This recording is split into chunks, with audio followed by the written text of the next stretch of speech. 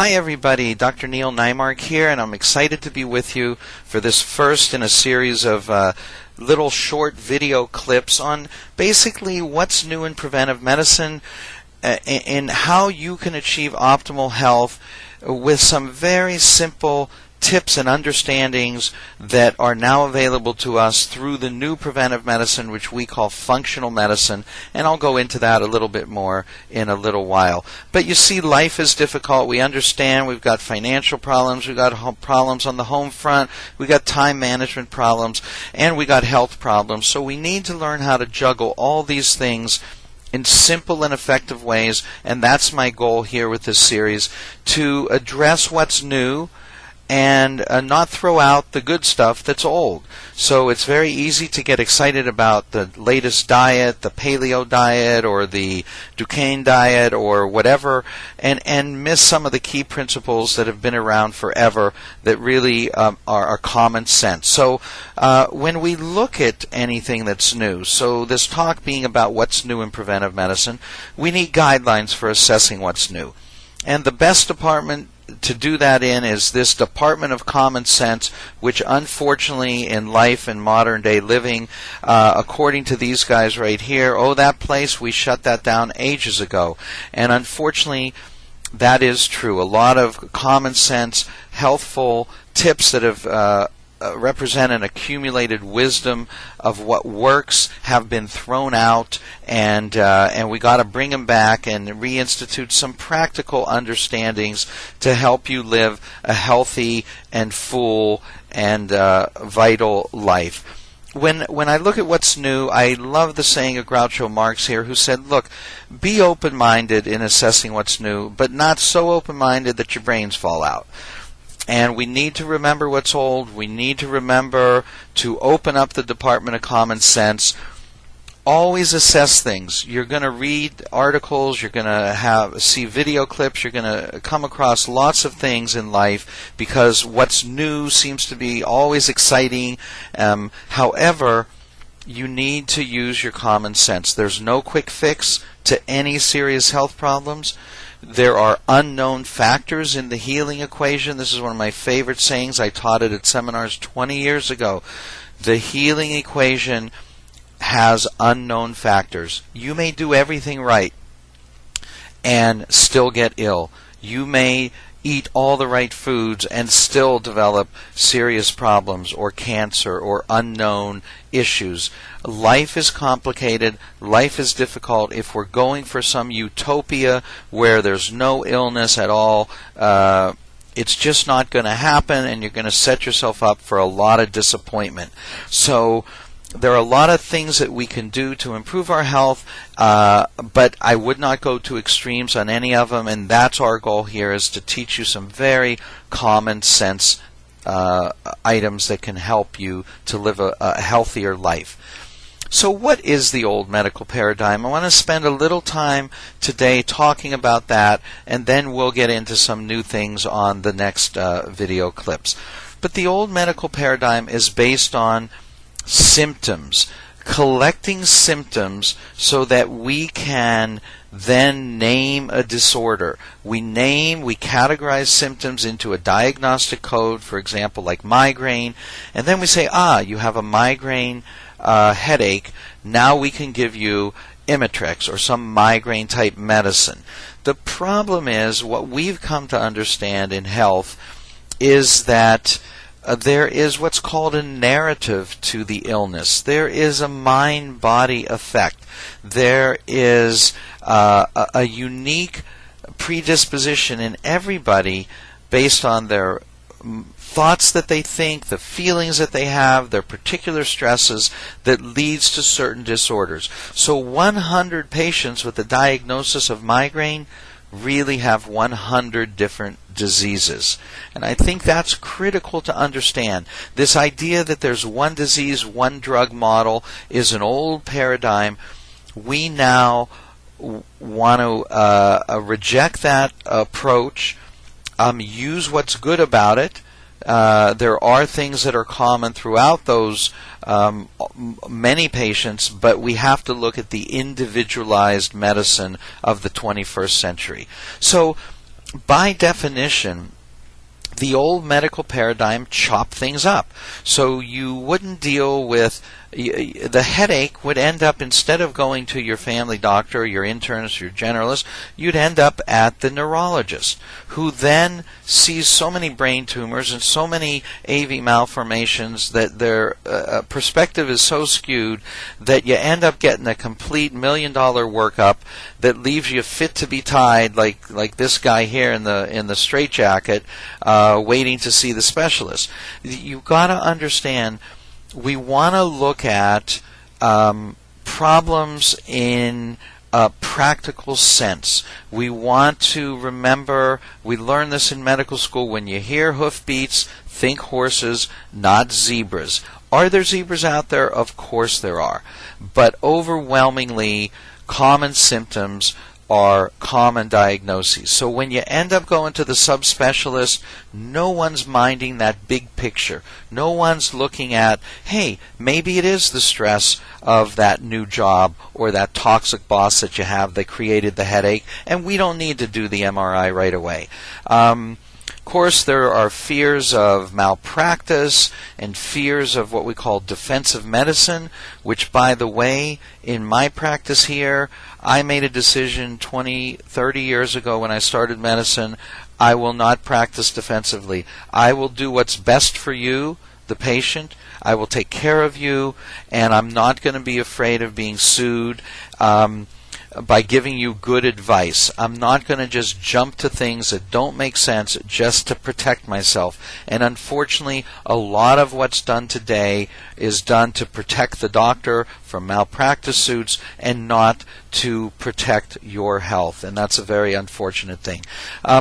I know I'm digressing, but there's a wonderful definition of the subspecialist, and I think it's important to understand that the doctor of the future is going to be a super generalist, not a super specialist. This is the saying of Dr. Mark Hyman, one of the pioneers in functional medicine, who I love his readings and his PBS specials, and we have to understand the definition of a subspecialist. If you take it to the extreme, which I like to do, it says that it's somebody who knows more and more about less and less until eventually they know absolutely everything about nothing.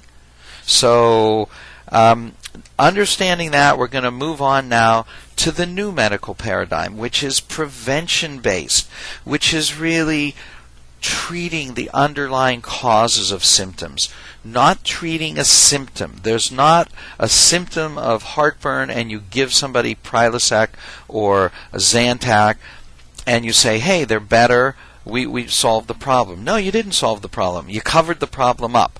Nobody would think of giving a patient with appendicitis a shot of morphine to take their pain away without at the same time removing the infected appendix that's causing the pain. Yet it happens day in and day out in traditional medical practices, not because there are bad doctors, but because doctors are overwhelmed with a system that only gives them 5 to 7 minutes to take care of people. So by definition, they're putting out fires all day long. It's one of the beauties of concierge medical practice, which I have.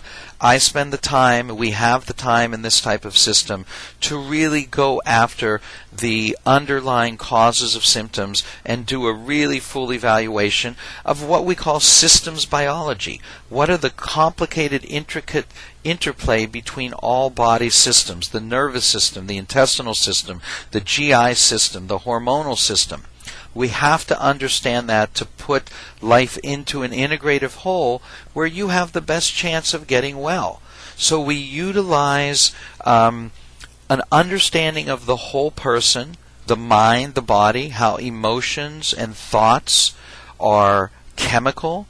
This is one of the great understandings I learned 30 years ago from Bernie Siegel, the famous Yale surgeon and author, who said thoughts and feelings are chemical. Our thoughts and our feelings are translated in the part of the brain called the neural matrix into chemical impulses, chemicals and nerve impulses. So these, what we call, are neurosignatures, and they're responses to mental, emotional stresses. Hey, I'll give you a perfect example. How many of you have ever woken up from a scary dream? Your heart's pounding, you're sweating. I mean, that was a mental phenomenon. That was an imaginary phenomenon, and yet your body reacted on a very physical level. So trust me when I say that thoughts and feelings are chemical. They're indistinguishable from physical illness, and it makes up a tremendous amount of the whole narrative of an illness. How people think about problems, how people feel about problems, and what coping mechanisms they have in play to deal with those problems. So in the new medical paradigm, we treat the underlying causes of dysfunctional foundational biological systems. And what does that mean? We'll get into the 7 systems that cause all disease next time, but for now it means that we've got to look at the hormonal system. We look at excess inflammation. We look at nutritional deficiencies, digestive disorders, neurological imbalances. We can look at detoxification issues. Are you being exposed to environmental toxins or mercury through fish or through silver amalgam? So, in other words, by understanding the causes of what aggravates underlying molecular cellular biology, because really we're no healthier than the cells in our body. Our cells come together to form tissues, to form organs, and if those cells don't function well, which is what functional medicine does, it looks at the molecular functioning of each individual cell, tries to optimize that through mind-body techniques, through nutritional approaches, hormonal approaches, so that our body can function well as a whole. And one of the best examples I know is, hey, pain is not a Vicodin deficiency. If you have pain, it's not because you're short on Vicodin. So why do so many people that have pain just get a pill for Vicodin from the doctor? I remember one of my great heroes, Norman Cousins, used to say, look, the doctor has a role beyond the prescription pad to help the patient deal with underlying issues that are related to mind, to body, to stress. We have a role beyond the prescription pad, and we have to look at that narrative of the illness to understand what makes you you. And then based on that, we can begin to find the best treatment for you. So pain is not a Vicodin deficiency. Depression is not a Prozac deficiency. We need to look at, why is there a depression? Why is there inflammation in the brain? Are there not enough omega-3s to calm inflammation? Are you not making enough serotonin because you don't get enough tryptophan in your diet? Are you not converting tryptophan into 5-HTP? Some people have a genetic variation that doesn't allow them to do that effectively. So we look at all these issues and we begin to piece together an individualized program just for you, because you are a unique biochemical makeup, and you have a unique mind, body, spiritual approach to life that we need to understand. This is one of my favorite cartoons. It illustrates the beginning of true prevention in acupuncture, where this porcupine was approached by these dogs. The porcupine let loose the needles, and the one dog instantly said, "Hey, my lower back pain, it's gone." So it's true in prevention-based medicine and functional medicine. We do analyze and we test at a very intricate level, but we also look at what works. And if something works, we can then go to try and understand how is it that that works, so we can optimize it for future health. And I'm going to end this talk today with a definition from Dr. Mark Hyman of functional medicine. And what he says is, functional medicine provides a way of understanding all the influences on our biology that are at the root of illness, and how our lifestyle and environment interact with our genes to create the imbalances or balances that are the real determinants of disease or health. So we look at our genetic makeup, our unique biochemical individuality. We look at how the environment interacts with that, and that can not just be the physical environment, but our mental environment, our thoughts, our feelings make up an environment that has a dramatic influence on our bodies, and the lifestyle choices we make. So we see how we tie all these things together to get at the real determinants of disease or health. And I love this final saying, which will end with Albert Einstein, who said, "The doctor of the future will give no medicine, but will interest his patients in the care of the human body, in diet, and in the cause and prevention of disease." And I think Albert Einstein was right on. I think the give no medicine is a little bit far-fetched. We'll always use the best of allopathic medicines that we can. There's a time and a place for antibiotics, for drugs, for antidepressants. There's, listen, I love the ability to use medicines, but we don't want to use them only as a sole source of treating symptoms.